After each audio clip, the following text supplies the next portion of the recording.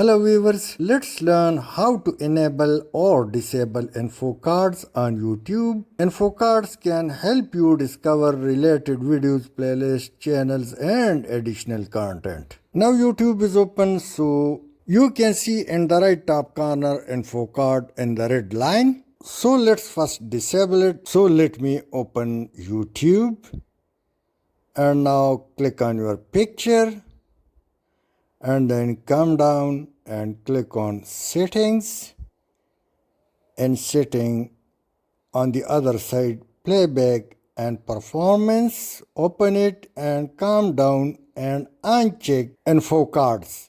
After that, right click on the page and click refresh or close the browser and reopen it. Now if I play any video, so info card won't appear. Now if your info cards are disabled, so you may follow this procedure to enable info cards. Let me go to the same page and check the box in front of info cards, and after that simply go up and refresh the same page. Now if I play any video on YouTube, so the related info cards or the related link would display, so I can access additional information on the same topic or any alternative video, playlist, etc. Thanks for watching.